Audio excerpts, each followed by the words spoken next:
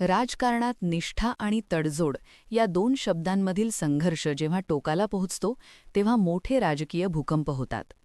पुण्याच्या राजकारणात सध्या असाच एक मोठा भूकंप झालाय. ज्या नेत्याने गेली 2 वर्ष शरद पवारांच्या राष्ट्रवादीची धुरा पुण्यात अत्यंत आक्रमकपणे सांभाळली, ज्यांनी पक्ष फुटल्यानंतर कार्यकर्त्यांना आधार दिला, त्या पुणे शहराध्यक्ष आणि माजी महापौर प्रशांत जगताप यांनी अखेर आपल्या पदाचा आणि पक्षाचा राजीनामा दिलाय. हा केवळ एक पदाचा राजीनामा नाहीये, तर ही एक राजकीय प्रवासाची नवी सुरुवात आहे.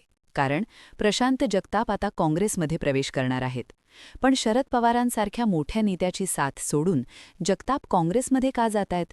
यामागे नक्की कोणते राजकीय गणित आहेत? आणि अजित पवार हे नाव या राजीनाम्यामागे कसं कारणीभूत ठरलं? आजच्या या व्हिडिओमधून आपण या सर्व प्रश्नांची सविस्तर विश्लेषण करणार आहोत. पुणे महानगरपालिकेच्या 162-65 जागांसाठी 15 जानेवारी 2026 रोजी मतदान होणार आहे.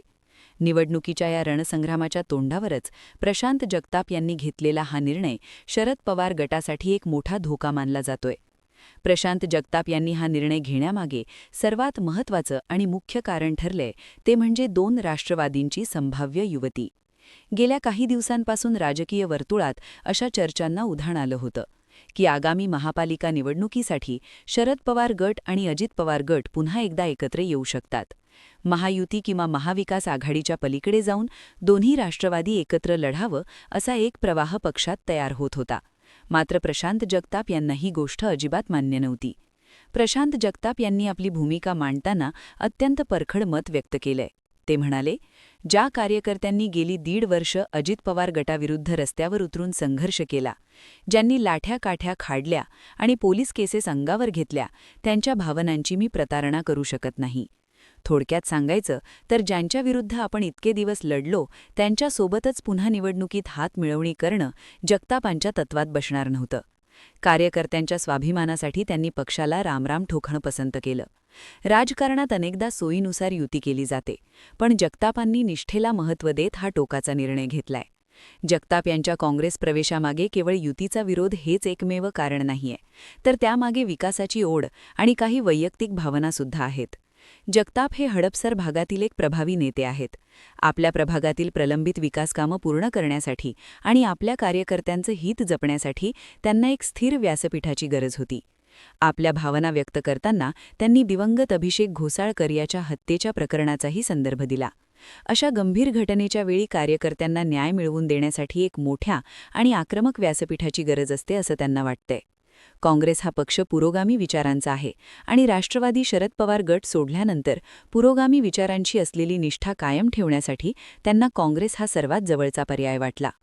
प्रशांत जगताप यांचा काँग्रेस प्रवेश मुंबईत प्रदेशाध्यक्ष हर्षवर्धन सपकाळ यांच्या आणि इतर वरिष्ठ नेत्यांच्या उपस्थितीत पार पडणार आहे. पण या एका प्रवेशामुळे पुण्याच्या राजकारणातील समीकरणं पूर्णपणे बदलणार आहेत. पुण्यात काँग्रेसला गेल्या अनेक वर्षापासून एका अशा आक्रमक आणि अनुभवी स्थानिक चेहऱ्याची गरज होती, जो भाजप आणि राष्ट्रवादीच्या नेत्यांना थेट भिडू शकेल. माजी महापौर म्हणून जगतापांना पुण्याच्या प्रशासनाचा आणि राजकारणाचा दांडगा अनुभव आहे. त्यांच्या काँग्रेस प्रवेशामुळे पुण्यात काँग्रेसची ताकद हडपसर आणि वानवडी यासारख्या भागात कैक पटीने वाढणार आहे. याचा दुसरा परिणाम महाविकास आघाडीच्या अंतर्गत जागा वाटपांवर सुद्धा होईल. आत्तापर्यंत पुण्यात राष्ट्रवादी शरद पवार गट वरचढ मानला जात होता, पण आता शहराध्यक्षच काँग्रेसमध्ये प्रवेश करणार असल्यामुळे काँग्रेस आगामी निवडणुकीत अधिक जागांची मागणी करू शकतं. 15 जानेवारीच्या निवडणुकीत प्रशांत जगताप हे काँग्रेससाठी ट्रम्प कार्ड ठरू शकतात. दुसरीकडे शरद पवारांच्या राष्ट्रवादीसाठी हा एक मोठा वैचारिक पेच आहे. जर खरोखरच दोन्ही राष्ट्रवादी एकत्र येण्याच्या चर्चेमुळे जगतापांसारखा नेता बाहेर पडत असेल तर कार्यकर्त्यांमध्ये संभ्रमाचं वातावरण निर्माण होऊ शकतं. प्रशांत जगताप यांनी पक्ष सोडताना शरद पवारांबद्दल कोणतीही कटुता व्यक्त केलेली नाही. पक्ष बदलला तरी पुरोगामी विचार आणि निष्ठा कायम राहील असं त्यांनी ठामपणे सांगितलंय. मात्र निवडणुकीच्या तोंडावर पुण्यातील हा कौतुक सोहळा कोणाला महागात पडणार आणि कोणाचा फायदा करून देणार हे पाहणं महत्त्वाचं ठरेल. काँग्रेसला मिळालेला हा आक्रमक चेहरा महापालिकेच्या 162 जागांपैकी किती जागांवर प्रभाव पाडणार याकडे आता संपूर्ण महाराष्ट्राचं लक्ष लागलंय. तुम्हाला काय वाटतं? प्रशांत जगताप यांनी युतीला विरोध करून काँग्रेसमध्ये जाणं योग्य होतं का? पुण्यात आता काँग्रेस राष्ट्रवादीपेक्षा मोठी होईल का? तुमचं मत खाली कमेंटमध्ये नक्की कळवा.